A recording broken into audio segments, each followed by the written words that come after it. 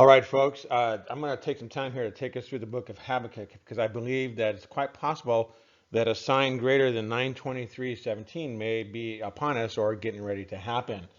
This is going to be a long video. I was going to do it in 2 or 3 different parts, but wasn't able to do that. Uh, I apologize in advance if I've got spelling errors and stuff in there, and I also apologize in advance for some of the audio problems that may show up. I tried to get as much of the mic explosion and fade out. I think that I was fairly successful on that. I am not a professional recorder or anything like that. I don't have professional equipment. It's just me, my laptop, and a little handheld mic that I've got holding in my hand right here that basically clips to me.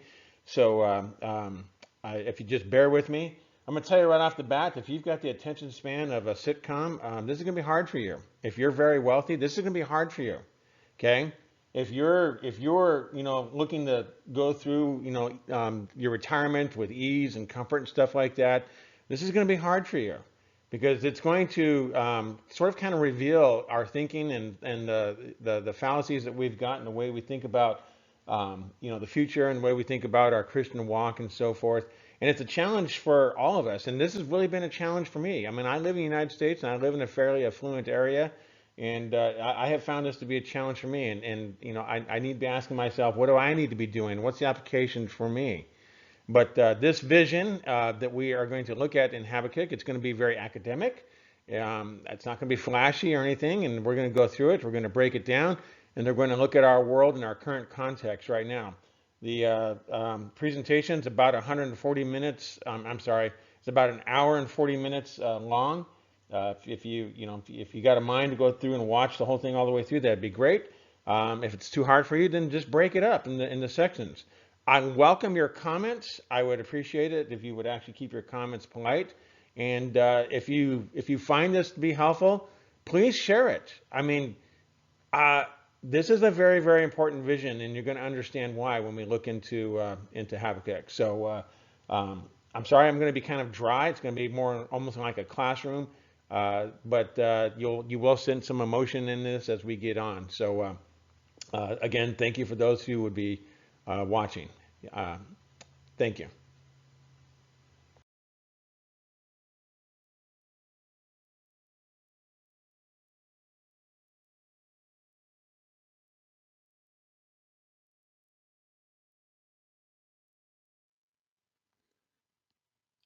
Obstacles to understanding Habakkuk. 1. Seeing a past fulfillment from chapters 1 through 2. 2. Ignorance of the purpose for writing on tables/tablets. Chapter 2, verse 2. 3. The alteration or deletion of 2:3. 4. Ignorance of the fall festivals. 5. A failure to connect the apocalyptic language to the book of Revelation. 6. When it occurs, people will not believe it.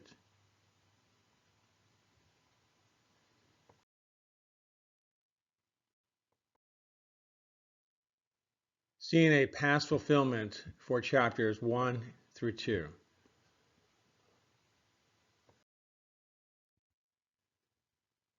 I want to take some time here to just go through and read this and kind of talk about some of the highlighted areas, just kind of mention them, and then we're going to go through and kind of create a list of the things that I believe are important to understanding not only this chapter, but also the rest of the books. We're going to do this with chapters 1 and 2. So let's go ahead and just start reading here real quick.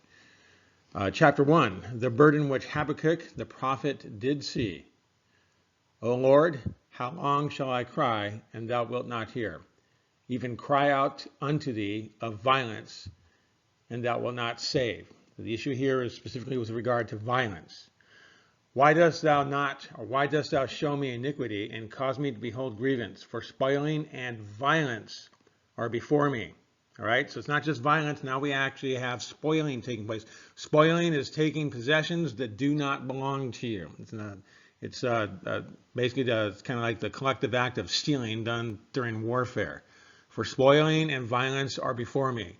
and there are that raise up strife and contention. Therefore the law is slacked, and judgment doth never go forth. For the wicked thus compass about the righteous. Therefore wrong judgment proceedeth. Behold ye among the heathen, and regard and wonder marvelously. For I will work a work in your days which you will not believe, though it be told you. This is telling us who this is actually written to. This is something that's taking place among the heathen, or among the Gentiles. Okay? And he says, he's telling them about this particular vision. He says, I want you to regard it, and you're going to wonder marvelously. He says, and he goes, I'm going to do a work that you're not going to believe, even though I tell you. In other words, what he's telling the heathens, listen, pay attention to this, but even though I'm telling you to pay attention to this, you're not going to believe this, even if it's told you.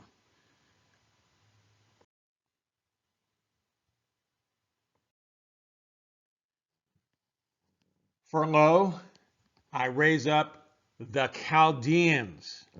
This is important. As we get through this, this will become a much more important understanding. That bitter and hasty nation. In fact, that bitter and hasty nation, these Chaldeans, they're going to be bitter and they're going to be hasty. In fact, when we look at the word hasty, we're going to see that that's actually a word that's talking about someone who's moving or doing what they're doing with absolute, with speed and with really no thought to what they're doing. Okay, that bitter and hasty nation, which shall march through the breadth of the land to possess dwelling places that are not theirs. This is that spoiling that is referred to earlier in the chapter. They are terrible and dreadful. Their judgment and their dignity shall proceed of themselves. Their horses are swifter than leopards and more fierce than evening wolves. Okay, now these, obviously their horses aren't faster than leopards, and they're not, in terms of their countenance, they're not necessarily, changing in the way they actually look. This is actually poetry describing the hastiness behind which they do what they do. And their horsemen shall spread themselves, and their horsemen shall come from far. All right, this is important to understand. These Chaldeans and their horsemen are going to come from far. They shall fly as the eagle that hastes to eat. Right? Here again, we talk about their hastiness. What's their hastiness going to be like? It's going to be like an eagle coming down on its prey. They shall come all for violence, and their faces shall sup as the east wind, and they shall gather the captivity as the sand. And they shall scoff at the kings, and the princes shall be a scorn unto them. And they shall deride every stronghold, for they shall heap dust and take it. Okay? Spoiling and violence, haste, speed. Okay? These are characteristics of these Chaldeans and their horsemen.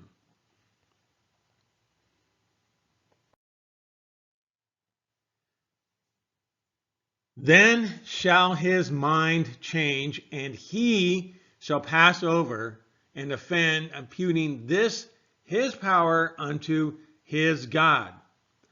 Now this is interesting because we are now moving from the noun of either a horseman or a Chaldean, and we're moving now into what we know as a pronoun. Okay? His, he, his, okay? These are pronouns talking about not just, it's not a group of people anymore. It is now moving into, or we're now moving into an individual person because we now have pronouns here. They say, so let's go on. Art thou not from everlasting, O my God, my Holy One? We shall not die. O Lord, thou hast ordained them for judgment. And Almighty God, thou hast established them for correction. Okay, these horsemen and this individual, they are ordained for judgment, but they are established for the purpose of correction. Thou art of purer eyes than to behold evil, and canst not look on iniquity. Wherefore, lookest thou upon them that deal treacherously, that holdest thy tongue, when the wicked devours a man that is more righteous than he, and makes men as the fishes of the sea, as creeping things that have no ruler over them? They take up all of them with the angle. They catch them in their net and gather them in their drag. Therefore they rejoice and are glad. Therefore they sacrifice unto their net and burn incense unto their drag. Because by them their portion is fat and their meat plenteous. Shall they therefore empty their net and not spare continually to slay the nations? All right, so now we have these Chaldeans with their horsemen. They're committing violence and they're spoiling the nations is what they're doing. And then we move into a pronoun talking about an individual who is going to be associated with these Chaldeans and their horsemen. And what they're going to do is at will, it's seemingly like at will, they're going to simply just go through the nations and they're going to commit violence and they're going to take a spoil for themselves. And when they finish with one nation, they go on to another one and they have no regard to anybody. They have no regard to any authority, no regard to any kings or whatsoever. They simply just at will seem to be doing what they want to do.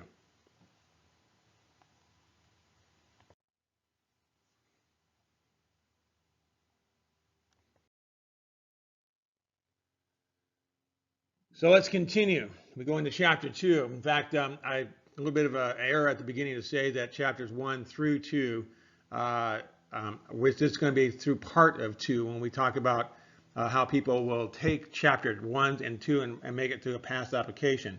They only do that through a portion of chapter 2. All right, so we're just going to look through this and see what it is we actually see. So chapter 2.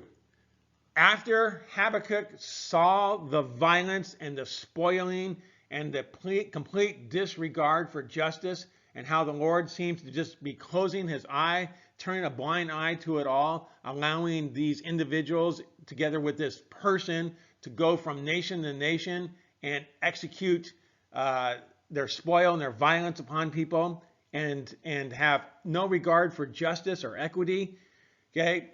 Habakkuk is just standing there just going, my goodness, what is this I'm looking at? And he wants an answer. And he says, I will stand upon my watch and set me upon the tower and will watch to see what he will say unto me and what I shall answer when I am reproved. And the Lord answered me and said, write the vision and make it plain and make it plain upon tables. Okay, this is incredibly important. Write the vision and make it plain upon tables. These are not tables where you're sitting around and eating your dinner. These are actually stone tablets that he's being told to write this vision on. And this is incredibly important at helping us to understand the timing for the fulfillment of this vision. And we'll get to that. Write the vision and make it plain upon tables, that he may run that readeth it. Okay? Understand this. We're going to do a contrast here with this statement that when he reads the vision, he can run, flee. Okay? Write the vision, write it upon tables that he may run, flee. Okay? Get out of here. That reads it. For the vision is yet for an appointed time. You understand that? Appointed time. But at the end it shall speak. What is the appointed time? The end. It shall speak and not lie. Though it tarry, wait for it, because it will surely come. It will not tarry. It's kind of interesting when you actually read this in the Hebrew. It talks about it will hasten itself towards the end. And the idea of hastening itself towards the end, the word hasten there, it's talking about speaking and doing doing so in such a way that it speaks quickly and that speaks very quickly to the point of its conclusion, which is actually the time of the end. All right, so though it tarry, wait for it, because it will surely come, it will not tarry.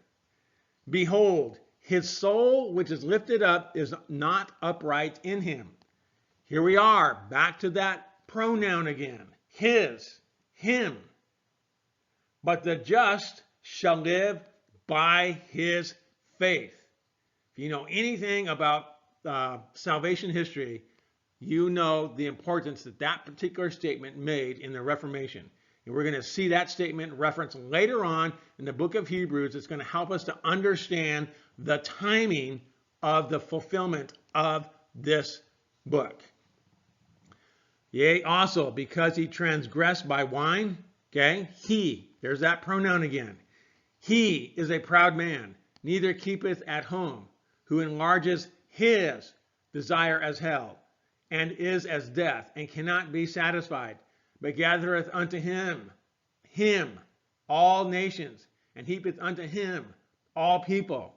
Shall not these take up a parable against him, and a taunting proverb against him, and say, woe to him that increases that which is not his, okay, him and his, and to him that ladeth himself with thick clay. So the very characteristics that are used to define the Chaldeans and their horsemen are now being used to define an individual. We see him here in the pronouns of him, himself, hisself, he, okay? We see that there's an individual who's associated with these Chaldeans and their horsemen, and he's being told that even though you go and you gather all nations unto yourself, okay, he says, these people are going to take up a proverb against you at some point in time in the future. This is important to understand. Let's go on.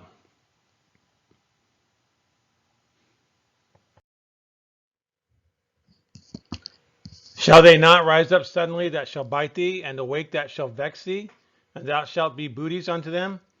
Man, this is almost a spoiler, but I don't want to spoil this yet. I want to get to this verse a little bit later on because it kind of spoils the whole study if we get there too soon. So let's continue on.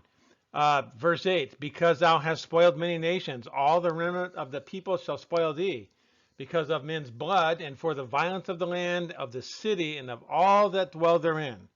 Woe to him that coveteth an evil covetousness to his house, that he may set his nest on high, that he may be delivered from the power of evil. Thou hast consulted shame to thy house by cutting off many people, and hast sinned against thy soul. For the stone shall cry out of the wall, and the beam out of the timber shall answer it. Woe to him that builds a town with blood, that establishes a city by iniquity. Okay, just kind of looking at this real quick without being a spoiler, number 7 tells us that there's some event that's going to happen. It'll happen suddenly, and it's going to turn the tide, shall we say. And ultimately, the spoiler will become the spoiled, and he will be, shall we say, have retribution put upon him because he will have built towns and cities with blood and iniquity.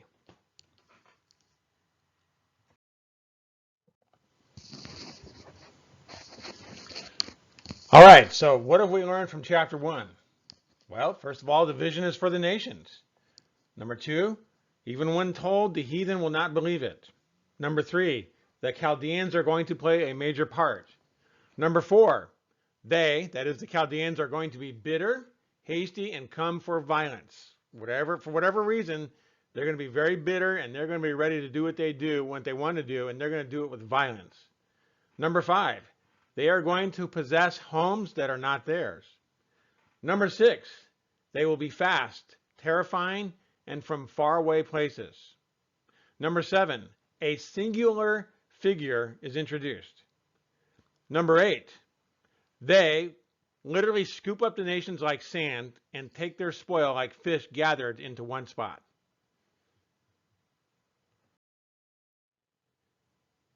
What have we learned from chapter 2?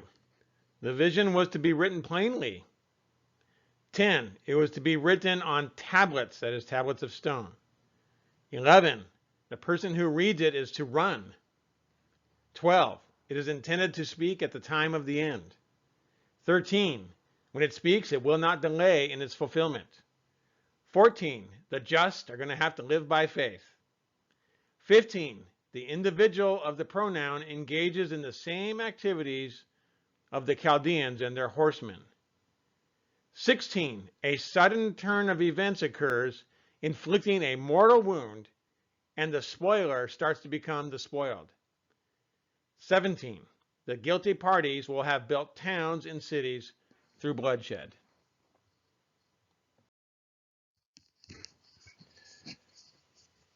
So as I mentioned at the beginning of this video, I stated that one of the problems that people actually have with regard to understanding Habakkuk is that they want to take specifically chapters 1 through chapters 2:12, and they want to apply it to past events. Specifically, they want to apply it to the past events of Israel with regard to Israel being deported into Babylon. I think that there are some really serious problems with this, and when we actually look at the biblical narrative, I think it's pretty clear to see that that is not even possible. So having said that, there's a couple things I want to look at. You have to keep in mind that Habakkuk was a contemporary with Jeremiah, and Jeremiah, who was prophesying, was specifically prophesying specifically regarding Israel and their deportation into Babylon. But the language is completely different. In fact, it's so much different that you cannot bring these two together. And so I think the language is so direct that it forces us to draw certain conclusions. And that conclusion would be that these cannot be talking about the same events. So let's start kind of looking at some of this stuff, and then we'll move through Habakkuk once we get through this. So let's go on to our next slide.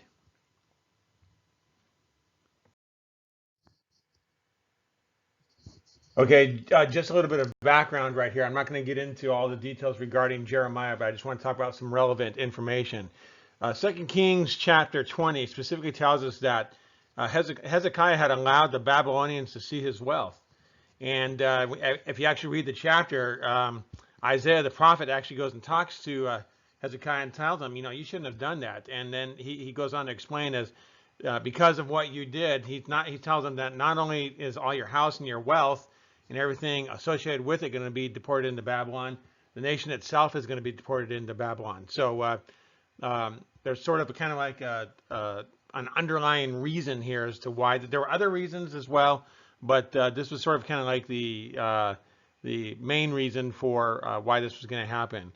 And Jeremiah specifically states in Jeremiah chapter 25 through verses 9 through 12 that the deportation is going to last for 70 years, and that 2 Chronicles chapter 36:21, we're told that the 70 years, specifically why 70 years, is because the land had not enjoyed its Sabbath rest for roughly 490 years, and so you realize that every 7 years it's supposed to get a Sabbath rest. They hadn't received a Sabbath rest for 490 years, and so in order to catch up on its Sabbath rest, the land is going to enjoy its Sabbaths for 70 years, and that's going to be the duration of the deportation. And there's a lot more information about the whole nature of the deportation in different places and so forth in Isaiah and other prophets, and also in Jeremiah. A lot of it in Jeremiah, but there's some points in Jeremiah that I actually want to bring out and just explain why these are problematic for making specifically the Habakkuk prophecy apply to the this deportation of Israel and the events regarding Babylon at the time. So let's go to our next slide.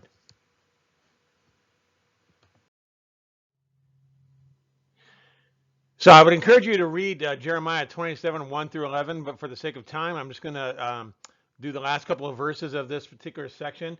And this is actually a statement to the nations that were in existence at the time of Jeremiah and what they are to do with regard to the king of Babylon when he comes to them. Okay, he gives them he gives a list of nations, and he says this. He says, the nations that serve the king of Babylon will be allowed to stay in their land until the time of Babylon is over. But the nations that bring their neck under the yoke of the king of Babylon and serve him, those I will let remain still in their own land, saith the Lord, and they shall till it and dwell therein. All right, that is very, very direct. Okay, if you bring yourself under the yoke of the king of Babylon, then it'll be well with you. You can actually stay in your own land. This is directions to the nations. All right. However, for Israel, if they went willingly with the king of Babylon, they would live and the city would not be destroyed. Remember, Hezekiah was told that because of what he did, him and his house were going to be brought into the nation of Babylon. All right, so there's a deportation that takes place. So specifically with Israel and its deportation instructions, Israel is told very clearly that if you cooperate, you'll be fine. All right. And look what he says here in verse 12 of Jeremiah chapter 27. He says, I spake also to Zedekiah the king of Judah according to all these words, saying, wring your necks under the oak of the king of Babylon, and serve him and his people, and live. Why will you die, thou and thy people, by the sword, by the famine, and by the pestilence, as the Lord has spoken against the nation that will not serve the king of Babylon? Serve the king of Babylon and live. Wherefore should this city be laid waste? And he goes on and talks about what they are to do when they're in Babylon. In verse 29, he says, thus saith the Lord of hosts, the God of Israel, unto all that are carried away captives, whom I have caused to be carried away from Jerusalem unto Babylon. Build your houses and dwell in them, and plant gardens and eat the fruit of them. Take ye wives and beget sons and daughters, and take wives for yourselves, and give your daughters unto your husbands, that they may bear sons and daughters, that they may be increased there and not diminished. Look at chapter 38, 17 through 18. Then said Jeremiah unto Zedekiah, thus saith the Lord God of hosts, the God of Israel, if thou wilt assuredly go forth unto the king of Babylon's princes, then shall thy soul live, and this city will not be burned with fire, and thou shalt live in thy house. But if thou wilt not go forth to the king of the Babylon princes, then this city shall be given into the hand of the Chaldeans, and they shall burn it with fire, and thou shalt not escape out of their hand. Now, it's pretty well known throughout all Christian circles that Jeremiah is literally telling them, go with the king of Babylon. Go with them into Babylon, and everything will be fine. You'll be there for 70 years, and you'll get to come back. Okay? That's the intent of what's actually being told here. Now, you contrast that with what we saw in the vision of Habakkuk. All right? The vision of Habakkuk, they were told that when they see the Chaldeans and them coming, you were to flee, you were to get out of Dodge. All right? In fact, what we find out with Jeremiah is that most of the people, Zedekiah didn't cooperate, and most of the people didn't cooperate. Only 4,500 or so people actually went with Babylon, with the Babylonians into deportation. A lot of them fled, and they fled down into Egypt, and they actually took Jeremiah with them, but they fled down into Egypt, and the king of Babylon pursued them there, and not only did he destroy the Egyptian army, he actually destroyed all that fled into Egypt as well. And so the Lord is very clear to the nations, listen, put yourself under the yoke of the king of Babylon, and I'll let you stay in your land, and you can till it until the time of Babylon is over. To the Jews, it says, go with them, okay? If you go with them, the city won't be burned. You'll go into deportation. You'll go there. You'll build houses. You'll plant vineyards. You'll have children. And at the end of the time, you'll be able to come back. But if you try to flee, okay, if you don't cooperate and you flee, then I'm going to kill you. You cannot bring these two sets of commands together. Okay, Habakkuk says, see the Chaldean, you see them coming, get out of here, run, flee. Jeremiah says to the nations, cooperate, you'll be fine. Okay, you'll stay on your land, you'll stay in your land. He says to Israel, go with them and you'll be fine. Okay, you cannot bring these two statements together. They are mutually exclusive. And what ends up happening is we end up having a problem of trying to figure out, what do we do? All right? Well, the Bible doesn't just leave us out there. It actually gives us a solution. And the solution is actually found in Habakkuk. So hang on here just a minute. Let's go to our next slide.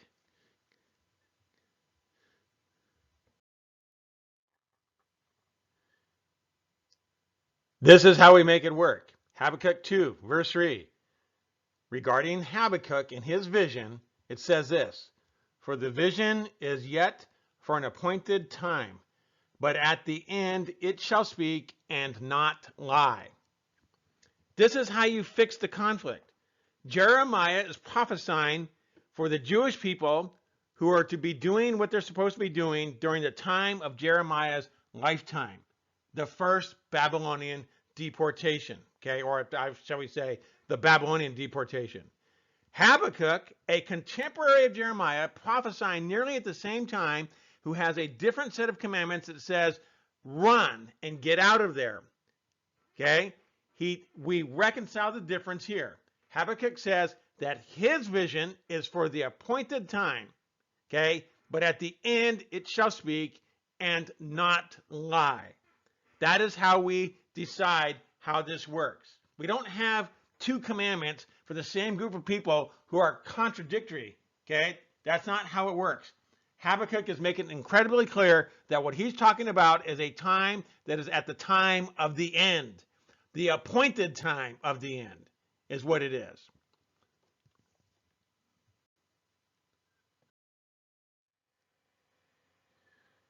Look how the clarity is lost in the most commonly used translations, the American Standard Bible and the ESV. For the New American Standard Bible mentions nothing about the end whatsoever. It says, for the vision is yet for the appointed time, it hastens toward the goal, and it will not fail. Although it tarries, wait for it will certainly come, it will not delay. This isn't helpful at all. It doesn't help us resolve the conflict at all. You would literally still have the problem of having Habakkuk say, hey, when you see these things happening, get out of Dodge. And then Jeremiah is saying, hey, you cooperate and stick around and everything will be fine. ESV is a little bit more clear. I mean, it's not as, it's not as problematic, but it still has some ambiguity in it. ESV, for the vision awaits its appointed time, it hastens to the end, it will not lie. So the difference is quite stark here. What we actually see is that with the King James Bible, it's actually pretty clear. It says it's for the appointed time, and at the end it will speak. Okay, these either completely remove the concept of the vision being for the end, or they make it somewhat ambiguous. So that's part of the problem that we've got is that I believe that we have some unfaithful translation taking place here, and it obscures our ability to properly understand the passage itself. So very clear that the way you resolve the conflict is with chapter 2, verse 3, and it says that the vision is for the appointed time of the end. That's the only plausible answer, and it's the only one that actually resolves what would ultimately be a conflict. But there's something else I actually want to point out here. I want to talk about the writing surface that this is actually supposed to be written on. So let's go to our next slide.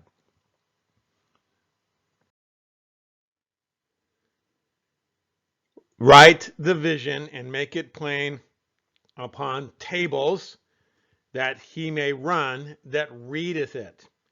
Again, these are not tables where we sit down and eat dinner. These are actually stone writing surfaces upon which you actually inscribed your, shall we say, literature. There was a very specific reason why stone was used, why hard writing surfaces were engraved upon. I want to refer to a book here and just pull this up, and it helps us to understand why this is important.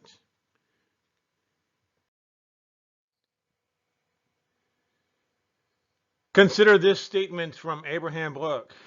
Ancient documents and legal documents of great importance were engraved in order to preserve them to their posterity. To engrave, therefore, came to mean to preserve. The preservation of a religious law carried with it an obligation to take active steps to assure its perpetuation through transmission from generation to generation. See the book listed below. The reason why Habakkuk was told to write it on tables is because the vision itself would be for a future generation that would be many generations away. That is why he wrote it on tables of stone. The cultural context of the day and the cultural information from the day tells us that they wrote important documents and records on tables of stone with the intent of preserving them for many generations.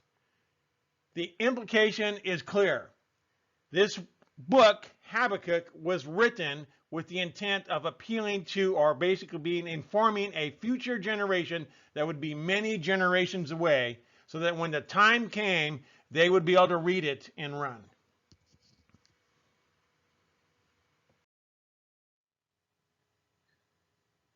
Now, in addition to the conflict between Jeremiah and Habakkuk and the issue of the stone tablets, there's also this statement, which is actually found in Habakkuk, where it says, though it tarry, wait for it, because it will surely come, it will not tarry.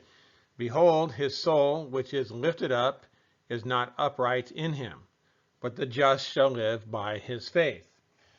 This is an important statement, not only because it was very influential in helping us to start the Reformation. It's also found in other books of the Bible as well, specifically in with Romans. But this a form of this statement is actually found in the book of Hebrews, and let's go have a look at it.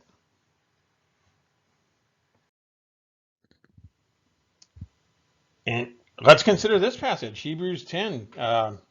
Yet for a little while, and he that shall come will come and will not tarry. Now the just shall live by faith. I mean, it's pretty clear. I mean, this is clearly a reference back to Habakkuk chapter 2. It's talking about, that person that's going to come and not tarry. And now the just shall live by faith. I mean, Hebrews seems to be indicating that this is yet a future event as well. So, I mean, when you look at the conflict between Jeremiah and Habakkuk, and the commandments, between both of them, one to, cooperate and go along with things, the other one to run. You look at the issue of the writing surface and, the importance behind that. We look at the concept of what I believe is actually a reference to the resurrection, and you have this passage here. I think it's just sheer obstinance for people to try to make chapters 1 and 2 refer to a past event. It just doesn't fit. I mean, it just doesn't fit at all. And so we're kind of left with only one option here. This is Hebrews, or Habakkuk chapters 1 and 2 is a future event. It wasn't for the people of Jeremiah's time.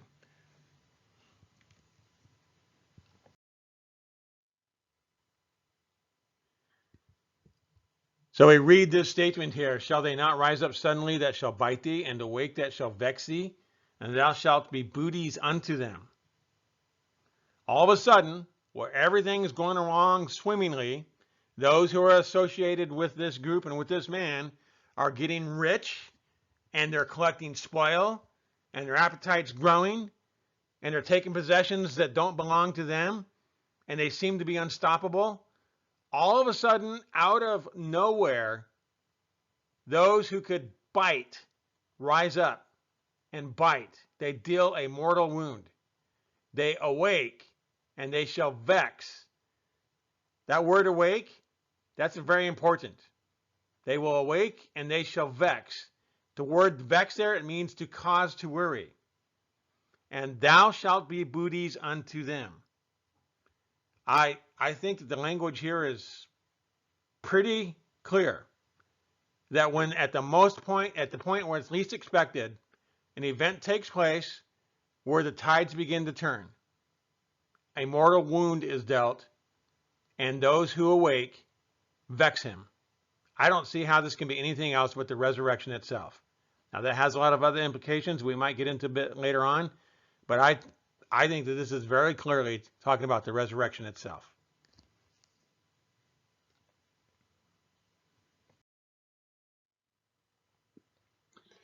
Now, when we get to this section, it's I'm going to tell you right now, there's actually some stuff in here that's actually quite shocking and somewhat disturbing. But I'm just going to go ahead and kind of read through this. We're going to talk a little bit about some of these verses in here, and then we're going to look at a couple of them a bit separately. So let's go ahead and read through this. Chapter 2, verse 13. Behold, is it not of the Lord of hosts that the people shall labor in the very fire, and the people shall weary themselves of the very vanity? For the earth shall be filled with the knowledge of the glory of the Lord as the waters cover the sea. I'm going to cover this section in the next couple of slides, but in short, this is actually telling us in parts who's actually the one bringing this about and what what the reason is. But I want to compare this with another verse, a set of verses found in chapter 1. So I'm going to kind of skip over this here a little bit and just kind of keep going. Woe to him that gives his neighbor to drink and puts thy bottle to him and makes him drunken also, that thou mayest look upon their nakedness. Thou art filled with shame for glory. Drink thou also, and let thy foreskin be uncovered. The cup of the Lord's right hand shall be turned unto thee, and shameful spewing shall be on thy glory. For the violence of Lebanon shall cover thee, and the spoil of beasts which made them afraid, because of men's blood, and for the violence of the land, of the city that shall dwell therein. When you look at verse 15, it's using imagery here that's actually typical imagery that you would actually have with one person doing something to another person. In this particular case, it talks about getting someone drunk so that you can actually uncover their nakedness, most likely so you can actually have sexual relationships with them. Okay, now that on its own, as an individual, this is actually really a horrible thing to do. But I think that this is not done just as an individual. I think this is done nationally, that whoever this person is that's associated with the Chaldeans, on a national basis, this is what he does with some of the nations that he interacts with. And it's really super shameful what he does. He's doing what he does so he can expose their nakedness, so he can actually take advantage of them. I think he does that on a national basis. And he goes, thou art filled with shame for glory. In other words, he engages in shameful activity with the intent of basically exalting his own glory. But the Lord says, drink thou also, and let thy foreskin be uncovered. I'm going to be really, really direct here. Okay, it's talking about the Lord saying, I'm going to give you something to drink. Okay, and your foreskin, which is basically talking about the penis, is what it's talking about. I hate to be direct like this, but that's what it's talking about. Let thy foreskin be uncovered. And he says, the cup of the Lord's right hand shall be turned unto thee, and shameful spewing shall be on thy glory. Now, when you connect this with, bring it together, the foreskin and the shameful spewing upon thy glory, this is a grotesque image. Okay, I almost have to say it's almost like someone who is sexually manipulating themselves and getting it all over them. That's how grotesque this is, and I believe that the Lord is explaining to us that is how grotesquely exposed this person's going to be. All right, and the reason why he's going to be grotesquely exposed is because of the violence of Lebanon. All right, he will have committed violence on Lebanon, and shame is going to cover him. And the spoil of the beast, which made them afraid, because of the blood and for the violence of the land, of the city, and of all that dwell therein. So although he's going to go after several nations, specifically, he will have taken advantage of Lebanon, getting them drunk, lifting up their garments, taking advantage of their nakedness. And the Lord says, you know what? I'm going to turn that on you, and I'm going to expose your foreskin, and you're going to spill it all over yourself, is what you're going to do, all over your own glory. And the reason why you're going to do that, and I'm going to bring that about, is because of what you did to Lebanon. You brought your beasts in to basically spoil them. That's why we're going to do this to you. All right. Now you get to verse 18. It says, "What profits the graven image that the maker thereof shall have graven it, the molten image and the teacher of lies, that the maker of his worth trusteth therein, to make dumb idols? Woe unto him that saith to the wood, awake, and to the dumb stone, arise. It shall teach, behold, it is laid over with gold and silver, and there is no breath at all in the midst of it." Now, I'm not going to make too much of this, because we don't really have idolatry like that now. I'm not saying it won't be like that in some time in the future. But we do have idolatry in the sense of the acquisition of wealth, specifically here in the West. In fact, it's Colossians that tells us that greed and idolatry are equal, is what they actually are. So we don't necessarily actually have, a Buddha hanging around in our house or what have you. But in the reality is that there's a lot of idolatry that goes on in the West and in the church. And in part, this is one of the reasons why the Lord is doing what he's doing. Okay, when we get to verse 20 here, is, "Behold, the Lord is in his holy temple. Let all the earth keep silence before him." I'm going to look at that verse individually here in a couple slides as well. So let's move to our next slide, and so we can actually look at verses 13 and 14, and then after that, look at verse 20 as well. So look at verse 13 here. It says, "Behold, is it not of the Lord of hosts that the people shall labor in the very fire, and the people shall weary themselves for very vanity? For the earth shall be filled with the knowledge of the glory of the Lord as the waters cover the sea." So verse 13 makes it very clear that actually the person, or the one that's actually bringing this about, is actually God himself. All right? The people are actually under duress because the Lord himself is bringing it about himself. And the goal of this is that the earth shall be filled with the knowledge of the glory of God, or the glory of the Lord, as the waters cover the sea. This is God's doing, and he has a reason for it. Okay, that reason can be found, I believe, in two other separate verses. This is actually chapter 1, I think, verse 12. O Lord, thou hast ordained them for judgment, and Almighty God, thou hast established them for correction. Who are the them? Well, the them in this chapter, chapter 1, is talking about these individuals that are committing the spoil and the violence. They themselves are ordained for judgment, but he has established them for correction. There's somebody, a group that he actually wants to correct. Well, whom does the Lord correct? Well, Hebrews chapter 12 tells us that God corrects his children. It's his people that he corrects. He's not really concerned much about with the unbeliever. He's concerned with his own people. And these are his people in these nations that are being spoiled. And the reason why these nations are being spoiled is because he's correcting his people. When we get into chapter 3, verse 13, we're going to see that there's a statement in there that says, behold, the Lord goes for the salvation of his people. So what the Lord is doing is he's actually preparing his people for the time which I believe he's going to call them into heaven through the rapture and resurrection, but that they're so rich and they're too wealthy, and what he's doing, he's actually preparing them to make them fit so that they can actually partake in that event. God is correcting his idolatrous, i.e. greedy, rich people is what he's doing. That's what he's doing. And so I don't see that there's any other way to actually look at this. But it's actually a good thing, but it's going to be a horrible thing to take place.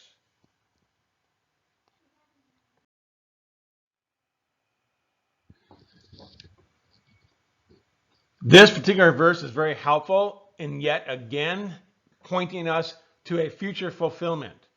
But the Lord is in his holy temple. Let all the earth keep silence before him. The language here is clear. It is the Day of Atonement when the high priest entered into the temple with the blood of the sacrifice and the incense while the people waited outside in silence. See Leviticus 16. The passage above connects us to Revelation chapter 8, verses 1 through 4. The imagery is very clear. Okay? Again, as we've stated before, one of the problems that we've had in the past in understanding this passage is trying to make it a past fulfillment. This particular passage is connecting us to the Day of Atonement as seen in Leviticus chapter 16, and also seeing the fulfillment of that in Revelation chapter 8, verses 1 through 4.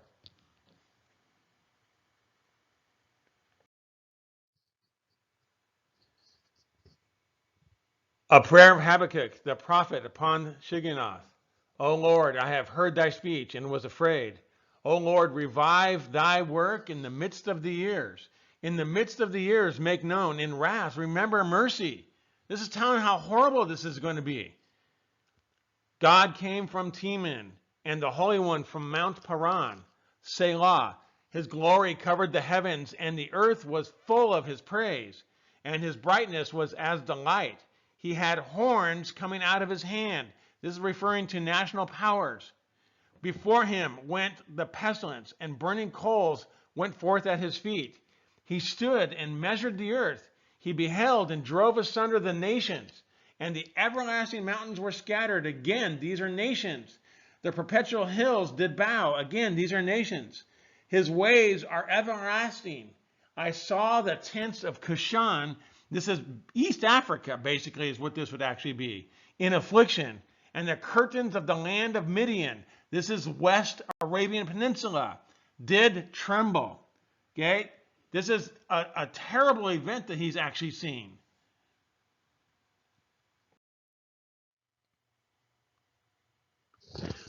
Was the Lord displeased against the rivers? Was thine anger against the rivers?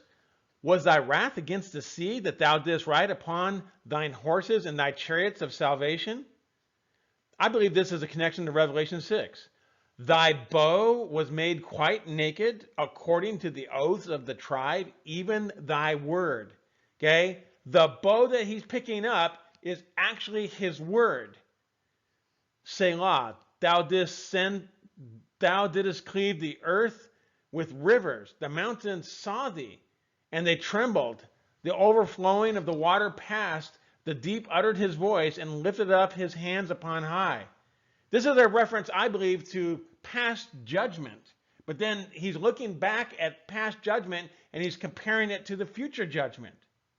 The sun and the moon stood still in their habitation. At the light of thine arrows they went. And at the shining of thy glittering speed thou didst march through the land in indignation and didst thresh the heathen in anger. I'm going to stop that. Here we are now at the sum of all things. Thou wentest forth for the salvation of thy people, even for salvation with thine anointed. Thou woundest the head out of the house of the wicked, by discovering the foundation unto the neck. Selah. Thou didst strike through with his staves the head of his villages. They came out as a whirlwind to scatter me. Their rejoicing was as to devour the poor secretly.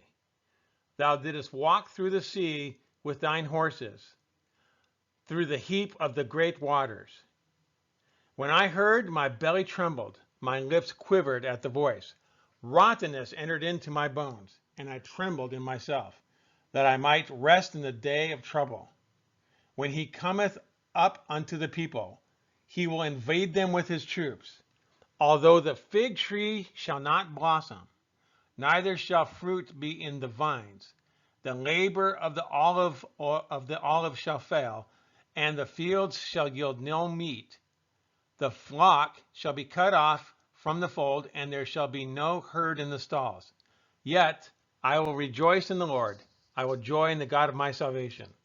The Lord God is my strength, and he will make my feet like hinds' feet, and he will make me walk upon high places. To the chief singer on my stringed instruments.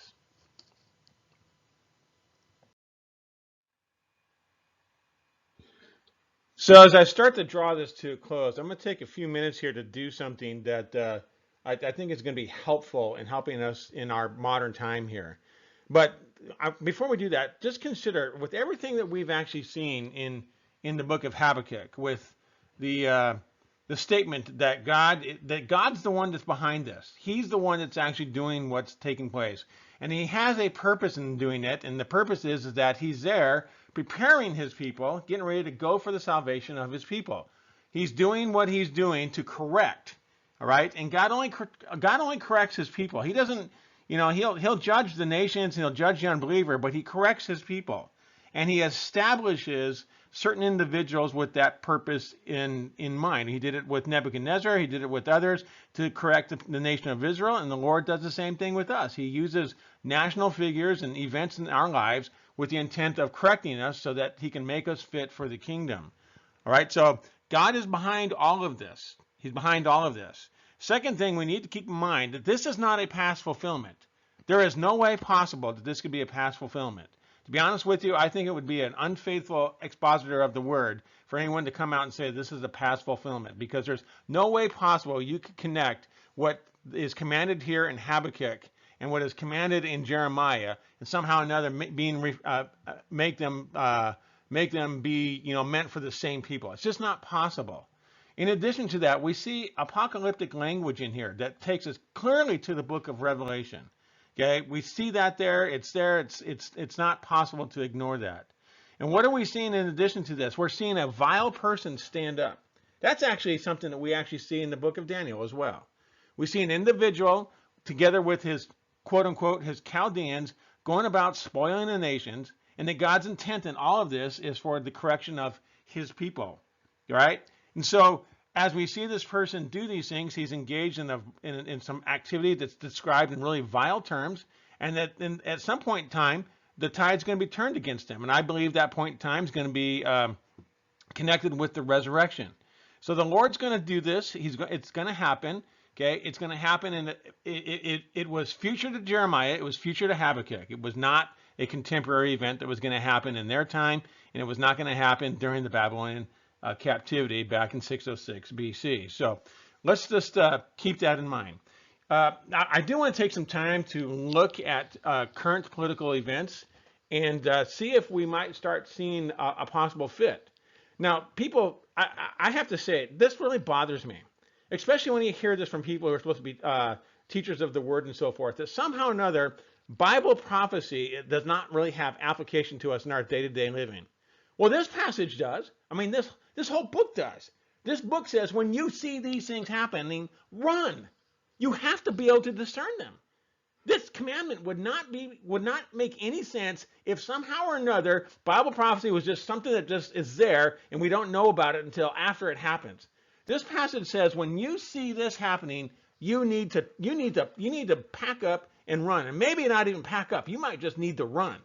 Okay, that's as straightforward as anyone can say it. So how could it be possible that we could get this commandment to do this, and that when we see this, yet somehow or another we can't figure it out? And then what ends up happening is people treat you like you're a kook, that somehow or another there's something wrong with you because you're trying to figure this stuff out. What did Daniel do? Didn't Daniel at the end of the Babylonian period try to figure things out? Then why can't we do this? And why is it that when we do this, we get treated like we're clowns or something? The real clown is going to be the guy who sits there and doesn't believe it.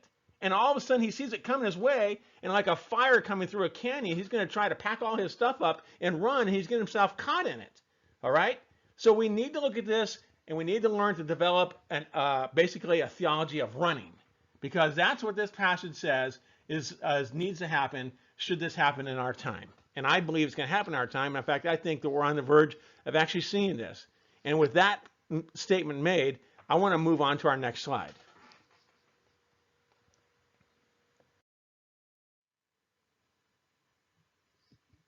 We didn't actually look at this verse intently when we went over it because I wanted to hold off until this point. I want to look at this verse as we begin to consider our current geopolitical world today, and see if there's actually something that might be somewhat of a match. Okay, so let's look at Habakkuk 1:8. He says, "Their horses are swifter than leopards, and are more fierce than the evening wolves. And their horsemen shall spread themselves, and their horsemen shall come from far. They shall fly as the eagle that hastes to eat." So certain characteristics in here, okay? One of the characteristics is speed and agility. That's why the word swift is used instead of fast or whatever. Because when I actually looked this up in the Hebrew, the idea behind it is it's an explosive speed, but it's not just an explosive speed, it's an explosive speed that is also very agile, all right? Horses, in terms of raw speed, are as fast, if not faster, than leopards, okay? So I'm going to get to that in just a second here. Now, when we look at the concept of the evening wolf, the fierceness of an evening wolf is that an evening wolf will strike terror in the individual that actually sees it, because it's actually an extra hungry wolf that is willing to take extra, shall we say, to take a whole lot more risks to get what he wants to do, because he's driven by his hunger. Okay, your horsemen shall spread themselves. This, I looked at the word spread. It literally means to be covered out over a wide area. All right. And then when you said that, like, they shall fly as an eagle that hastes to eat. Okay, again, this is talking about his speed. This is talking about speed. It's deadly speed that is very agile. Okay, and the characteristics of the individuals doing it, they instill fear and terror in their victims as their victims see them coming. And these horses or horsemen, wherever you want to say they are spread out over a large territory. So that's the characteristic that we're actually looking at here. So let's go on to our next slide.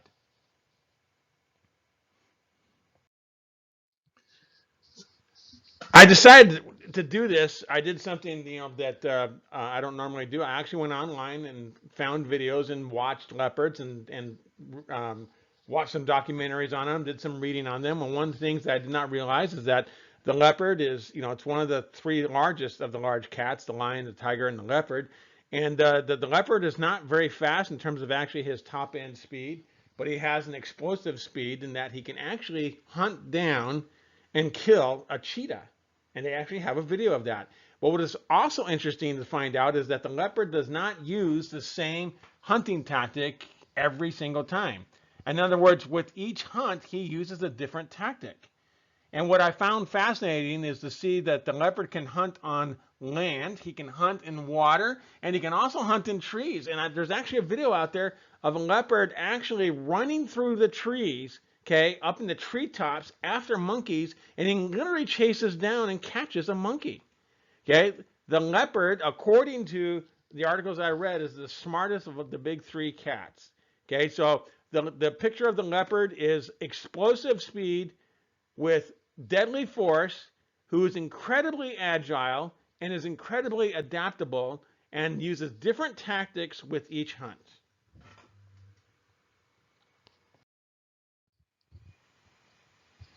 In the research that I did with regard to horses being used in war, I can see why they make the similarity. I didn't know this stuff, and I just decided just to do some research and just go on. I used to think the war horses were just used for breaking up troop movements and stuff like that and formations, and they were used for that, and they were extremely effective at doing that, and basically sowing confusion among formations, and so they did do that. But the fact of the matter is to come to find out that they were used for a variety of things, everything from pulling equipment to bringing up the rear on a retreat to scouting to, I mean, just a variety of different things, and they were incredibly adaptable and useful in military, purposes. Not only did they do that, they gave their opponent, or shall we say, their riders the advantage of height. They gave them a battle position advantage. They gave them a speed advantage. I mean, there was a variety of things that horses were used for, and they were incredibly adaptable at being able to do a variety of different things. And so that's why you can actually see the bringing together of the leopard, because the leopard itself is basically just the mechanism of death is what that thing is.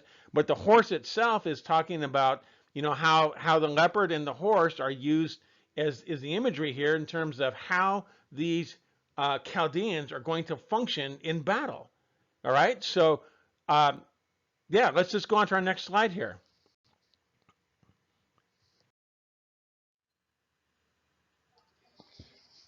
The third image that we're actually taking consideration is the image of the evening wolf. A wolf in and of itself is bad enough. An evening wolf, according to the research that I saw, is even worse. And the reason for that is because he is extra hungry and he is willing to take extra chances in order to get what he wants, which is food. One of the articles that I read was that if a wolf had attacked humans and had escaped, somehow or another they had the ability to go back to the pack and somehow or another communicate with the pack that there's now a new type of food out there, which is actually humans. And so the ancient nomads in the Euro-Asia area, when they actually were aware of a wolf having attacked, not even killed, just attacked a human, they would hunt down the wolf and its entire pack and kill the whole pack, because they know that that pack would now know, they would now know where an additional source of food could be found, which would actually be at the nomadic camps. And so that's why an evening wolf was known as a fierce individual. It could kill you, but if it doesn't kill you, it could actually alert other pack members to the area of where food is actually at. I've done a lot of hiking, and there's a couple of things that you don't really want to see. I mean, I've hiked and seen bears up in the mountains, to the east of me. I've seen a couple mountain lions as well. But the thing about bears and mountain lions is that they will do everything they can to avoid you. Typical animals that won't avoid you are coyotes. Coyotes see humans as a source of food, and so do some other animals, and the wolf is actually one of them. We don't have wolves around here, but the concept of the wolf is the concept of invoking terror in the ones that actually see it. And so that's what this army does, is it invokes terror. It's actually a tactic that it uses in terms of actually attacking its prey. This particular army has a tactic of terror.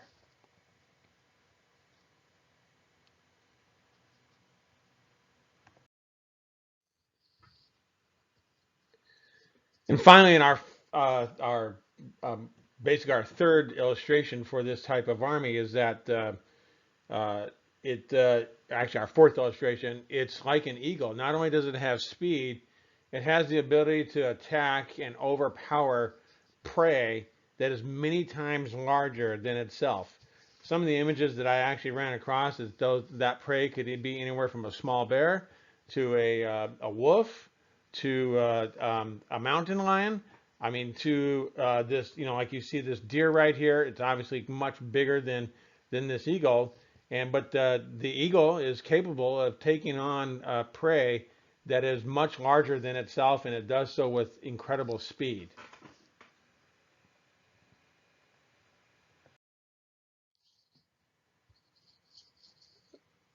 The following is taken from the book ISIS Inside the Army of Terror by Michael Weiss and Hassan Hassan, Reagan Arts Publishers, 2015.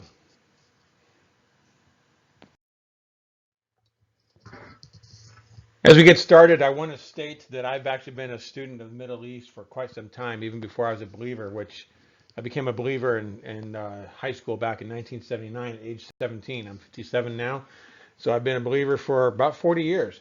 I've stayed current with things in the Middle East. I've had an interest in it. My wife is actually, she's not from Lebanon, but she was a child in Lebanon, and she was there during the war. She got saved in Lebanon at a Christian camp up in the mountains of Lebanon near the cedars of Lebanon. So I've had a real interest in this part of the world for some time now.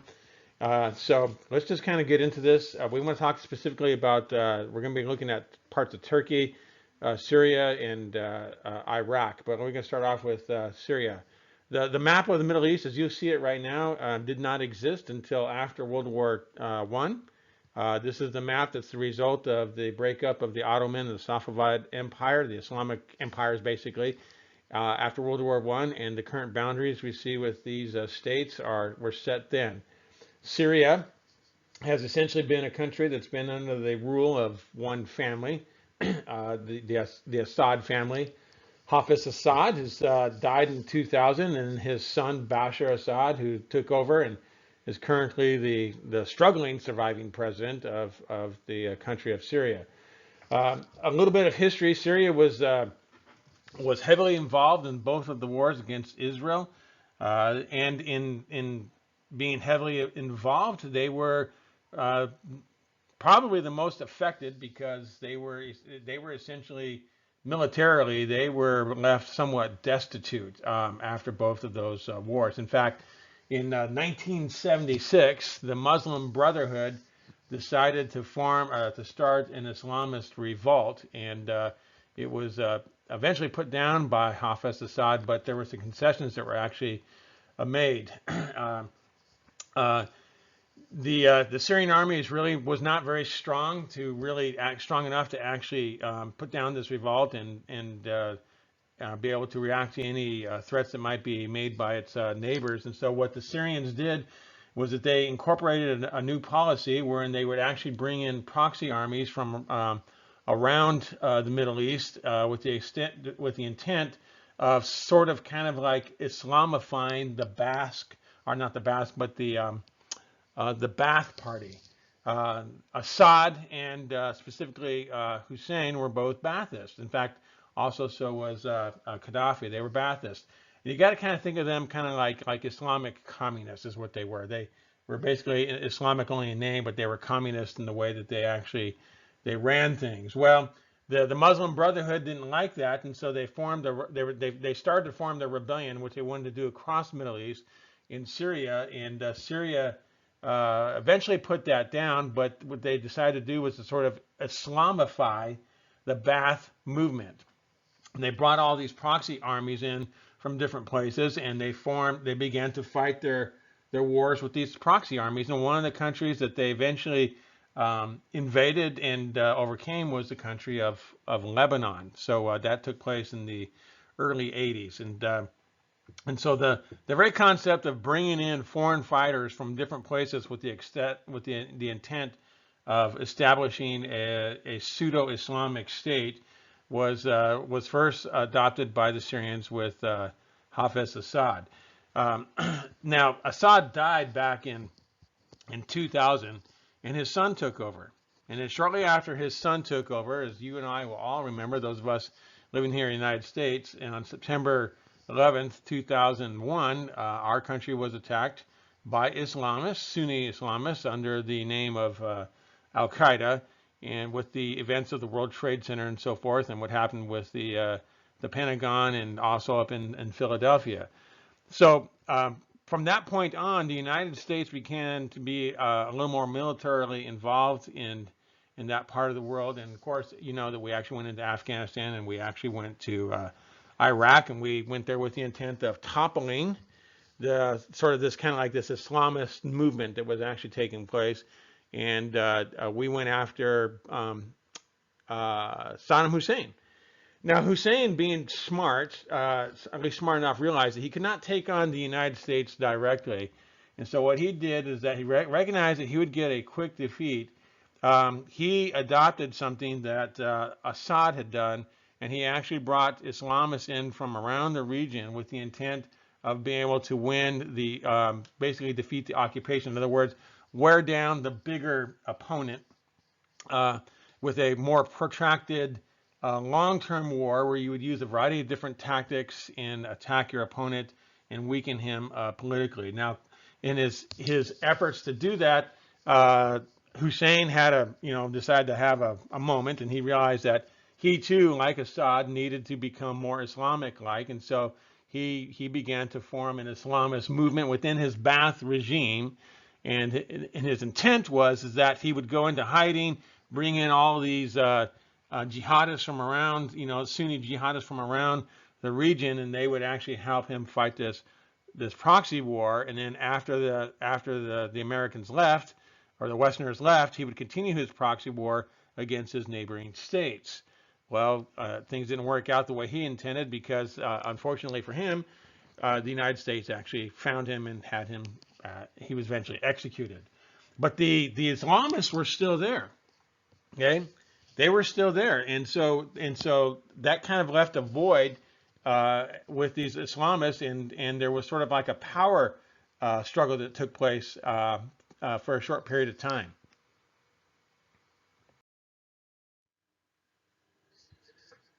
One of the things that Hussein did prior to the invasion was that he brought in Sunni Islamic clerics from around the region to teach in universities and schools and so forth. And he had his military, essentially also his officer staff, go to these schools and learn Islamic teaching and so forth, with the intent that these individuals would be the leaders in this new Islamified Ba'athist movement, where they would commit jihad across the region once the Americans left. Not only did they invite these officers and so forth, but they took influential families from around Iraq, and they had the husbands and the young men and so forth trained at these, I guess you would call them madrasas, but these academies, teaching them is basically very conservative Sunni Islamic doctrine. One individual who we're going to talk about a little bit later on, who was at these academies, is a guy by the name of Abu Bakr al-Baghdadi. We'll get to him a little bit later on.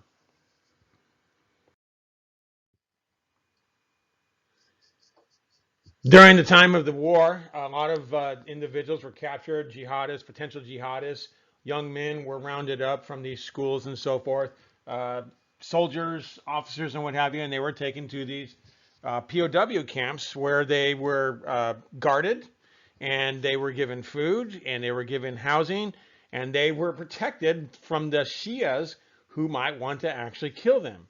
And during this time inside these camps, there was an education process that took place where a lot of these individuals who learned the Sunni doctrine from the clerics were actually recruiting inside these camps. Abu Bakr Baghdadi was one of the recruiters inside these camps.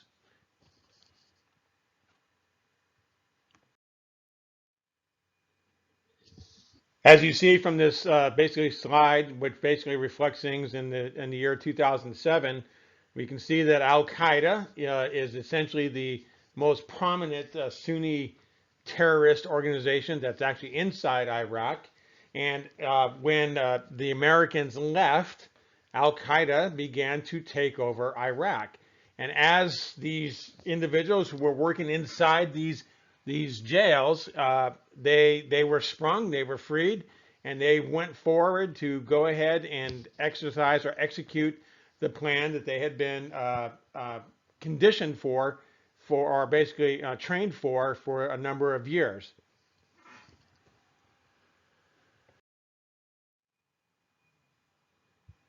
As the American and coalition forces began to leave Iraq, these, shall we quote unquote, Iraqis, Chaldeans, who were trained in these prison camps and these different academies and so forth, they began to fan out and went places into different places of the Arab world. And thus we began to see what we know as the Arab Spring, where we began to see, at least across North Africa, we began to see Ba'athist countries begin to topple under a Sunni Islamic doctrine and regime. And ironically, eventually, one particular individual, who we've already mentioned, would be appointed as commander of Al Qaeda in Iraq, and that would be a man by the name of Abu Bakr al-Baghdadi. Egypt would have been the biggest prize, but Egypt pushed back, and I think that's actually prophetic, because as we're going to see, that Egypt is going to be a constant thorn in the flesh for what we know as the King of the North. But Egypt fell, and it was the biggest prize, but the Egyptians pushed back, and today Egypt seems to have recovered itself. But look at all the areas where there were major protests and where there was revolution and civil war, and even with minor protests and so forth. The Arab Spring is essentially was the beginning of the end of a lot of the governments in and out throughout North Africa and parts of the Arabian Peninsula. So let's move on. Now, let's get back to Syria. Uh, with having watched and watching what was going on with the Arab Spring, Bashar Assad began to realize that it might be true that his days are numbered. He saw the demise of Gaddafi. He saw the demise of Mubarak and other leaders inside the countries of North Africa, and he adopted a new tactic. And this new tactic would be is that he would allow Sunni. This is I don't understand this, but he would allow Sunni terrorist organizations to come set up training camps inside the deserts of Syria with the intent that if the Arab Spring came to him and coalition forces were basically trying to force him out, he would allow and he would release these Sunni terrorists into Iraq to attack coalition forces. What is ironic about this is Bashar Assad is he's aligned himself with Shia Iran. Hezbollah is his big proxy group there, and for whatever reason, he allowed these Sunni terrorist training camps in the desert of Syria with the intent of having them to attack coalition forces and flee back into Syria for cover, and that would that would sort of almost be a fatal blow for him.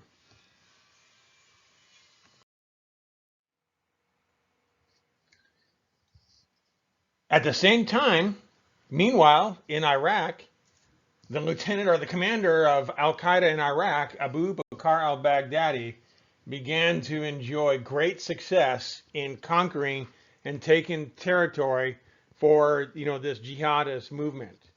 Al Qaeda, the leaders of Al Qaeda, warned him over and over again to slow down and even threatened to remove him from his post because of his continual disobedience at their instructions that he settled down. But his success was his own enemy, in the sense that because of his success, everybody wanted to be associated with him, and eventually he broke away from Al Qaeda. And as a result of his success, different groups across North Africa and in parts of the Middle East who were under the command and control of Al Qaeda began to make their allegiance with him. These are people who were actually, the commanders of these areas were actually trained inside these same training camps with Baghdadi, and many of them may have been educated and trained by Baghdadi himself. He was one of the chief trainers inside these camps. And so Al Qaeda began to lose control of the movement that was actually started by them, and went to Baghdadi as Baghdadi cut himself off from Al Qaeda. Not necessarily altogether, but his whole thing was is that you guys are too old and too slow. We've got this momentum. We're going to go and we're going to do it. And believe it or not, okay, the Sunni terrorist training camps inside the deserts of Syria allied themselves with Baghdadi, and the monster that Bashar Assad had intended to be used on the coalition forces was now turning on him and getting ready to eat him.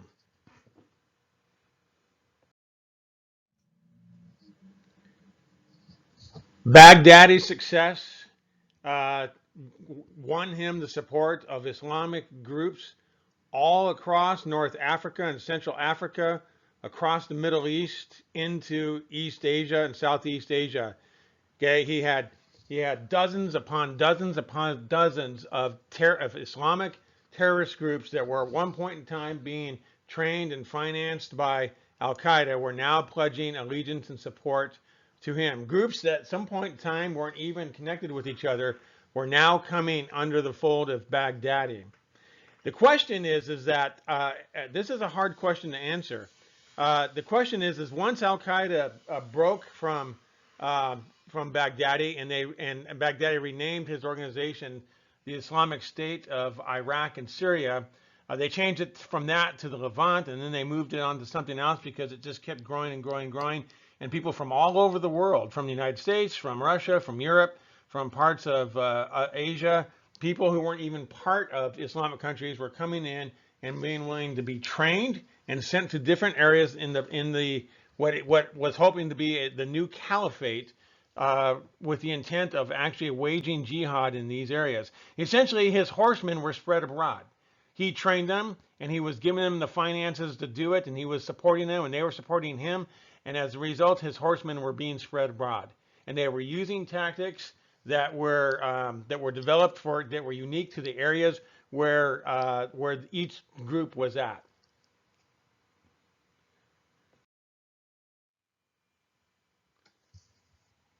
The question is where were the foreign fighters? How are they getting in? How are they getting in and out of Iraq? Okay, how are they getting in and out of the areas of Syria in order to get their training and to be moved on to these different places? Where was the money coming from? Where was the logistic support coming from if Al Qaeda is gone? I mean, a lot of people wanted to say that actually it was Saudi Arabia, but Saudi Arabia had everything else to fear from these as well, because Saudi Arabia was, in the sights of Iraq of Al Qaeda. Okay, that would be doubly true with al Baghdadi as well. So that was, where was the money coming from?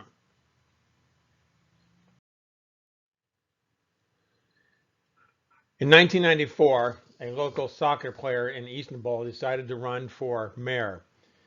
This candidate would actually run on an Islamic platform with the intent of trying to install a new Islamic party. He ran, and he was successful, and he was the first Islamist established as mayor in Istanbul since the fall of the Ottoman Empire. During his term, he was very successful in improving the life of people living in Istanbul, and at the same time starting to establish certain laws and regulations following Islamic law.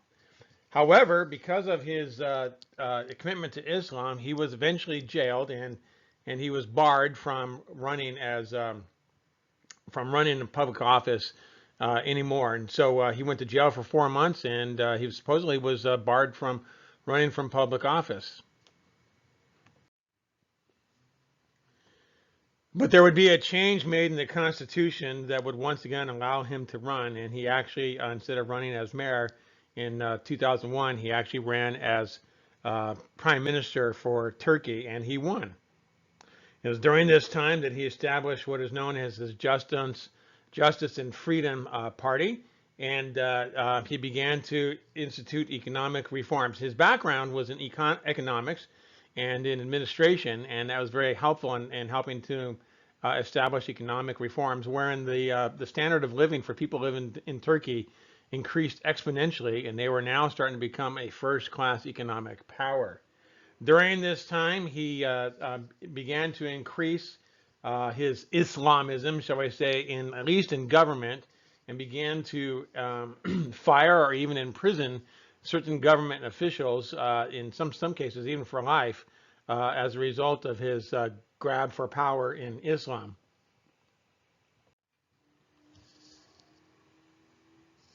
In 2014, he was elected president of the country, and in 2016, he was very instrumental in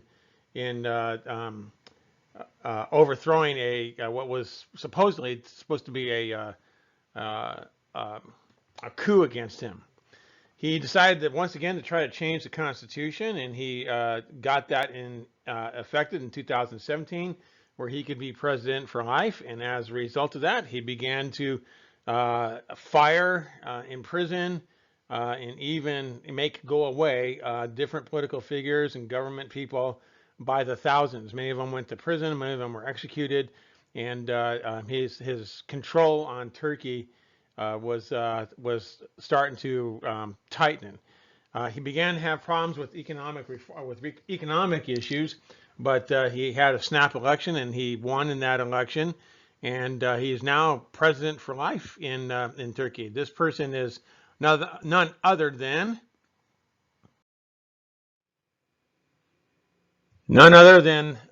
President Erdogan of Turkey.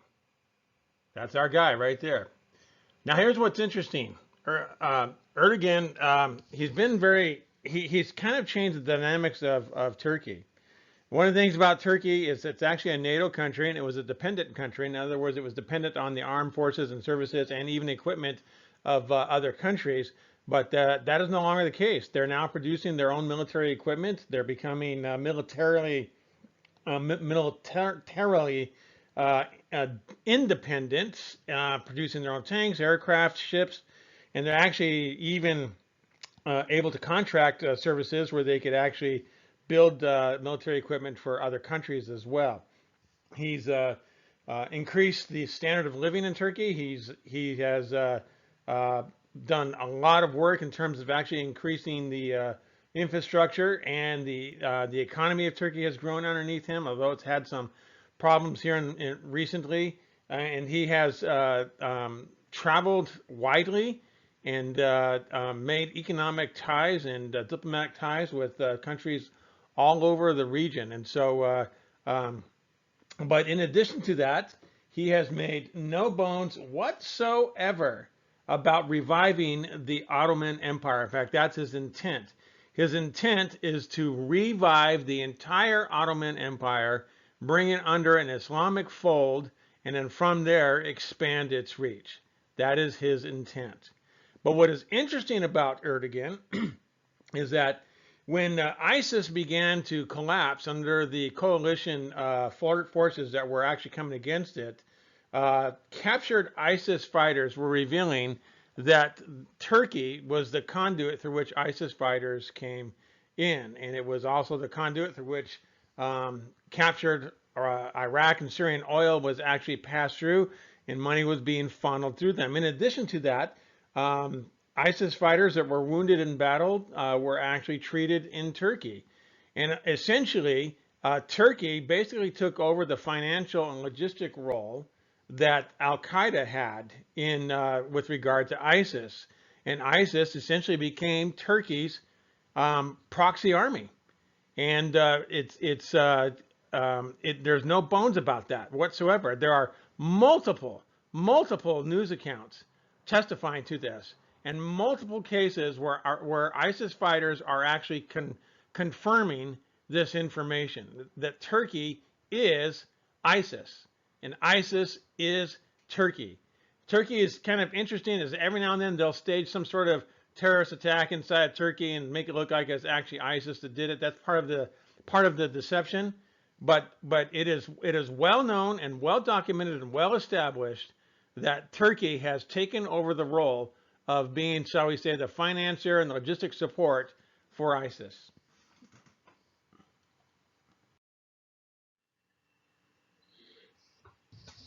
Erdogan has gone on to forge a variety of different types of diplomatic ties and maneuvers, one of which he actually managed to get the Russians to sell him Su-400 missiles. These are missiles that can actually shoot down even Russian planes, as well as Israeli F-35s and other planes in the area. And in order to deter the nuclear threat of Israel, Turkey has formed a military agreement with Pakistan. Pakistan is in a conflict right now with India. Pakistan is the only known Islamic country that actually has nukes and has threatened Israel in the past that if Israel uses any of its nukes, Pakistan would melt Israel inside of 5 minutes. And so Turkey has formed a mutual defense agreement with Pakistan as a nuclear deterrent without having to have their own nukes on their own.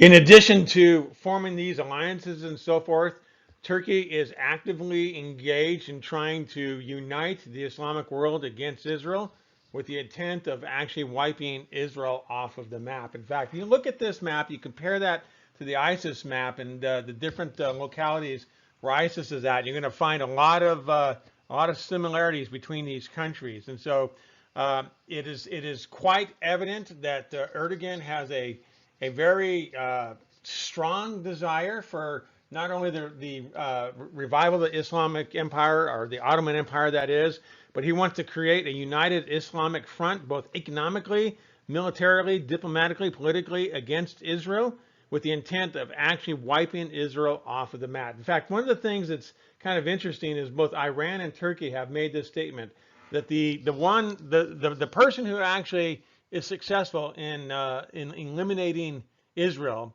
will be the de facto leader of Islam. And I believe that that's in part of Erdogan's strategy. Wipe out Israel and become the de facto leader of Islam, and then use that leadership to expand his Ottoman desires far beyond the regions of the Ottoman Empire.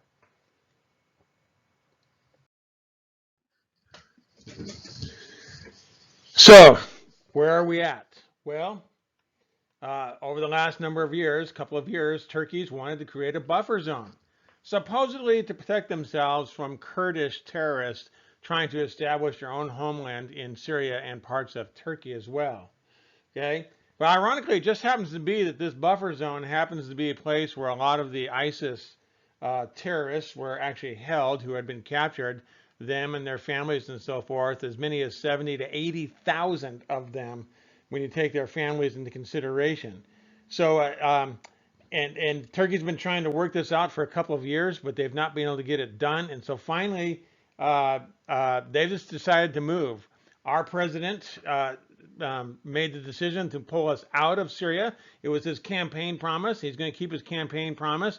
He pulled us back from the Turkish buffer zone, and on October 9th of 2019, on Yom Kippur, Turkey invaded Syria with the intent of setting up their buffer zone.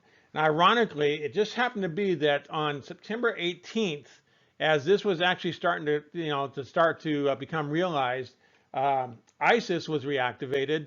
Abu Bakr al-Baghdadi called up his basically his squads, and they began to level attacks in different countries. And in fact, in 4 days, they launched and completed 92 missions in in 8 countries, and they did that in 4 days. And now that Turkey has actually gone into Syria, a lot of these ISIS fighters and their families are actually being freed, and they're actually ISIS has began to call up its, shall we say, its sleeper cells in different countries around the world, and they are very bitter and they are very hasty. They are very, very angry. So that's where we're at right now. And so the question is what does this all mean for us?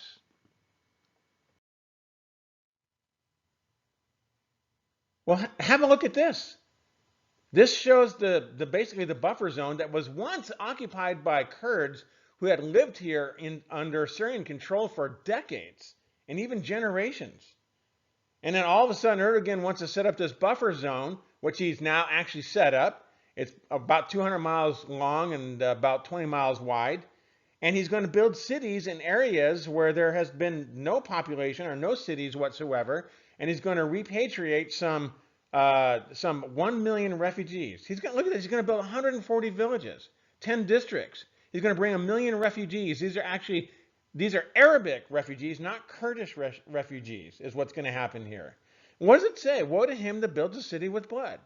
I mean, at some point in time, we got to start, we got to stop being ashamed and being afraid of, looking silly and look at these things and say, maybe we need to embrace this now.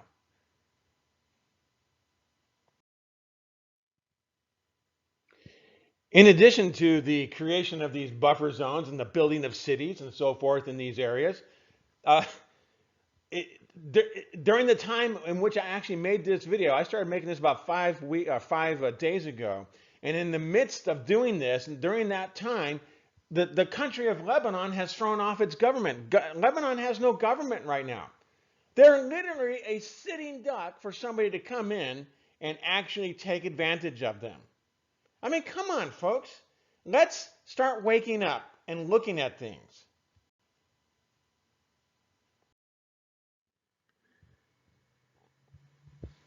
So this takes us back to Habakkuk. What does this mean? What does this mean for us? Do we have a theology of running? Are we going to be those type of people that where it says that you're not going to believe it, though the vision be told you? Am I saying that this is absolutely, positively going to happen? No, I'm not. But I think I think we'd have to be silly to not look at the possibilities and consider these things, and not just look at them as something else that we actually just throw in the bucket. Okay, this is a set of circumstances and timing of events that is unlike anything else in the history of the world. And would it really be wise for us to ignore these things, or maybe to start paying attention to them and start taking an inward look at ourselves to help us to clear our minds so that we can actually think about these things biblically? And that might even be for some of us to clear ourselves of some of our possessions and our wealth and the things that actually blind us from the scriptures, because we really think that somehow or another those things don't blind us. Okay?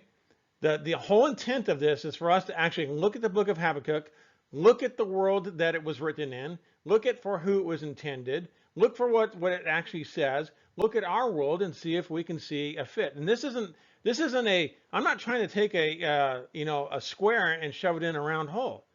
This seems to want to fit on its own. But the fact of the matter is that we have to be diligent and we have to be paying attention.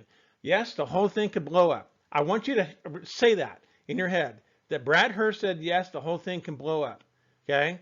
But we do need to be very, very circumspect, and we need to be very cautious, and at the same time, we need to be diligent and looking. Daniel did that.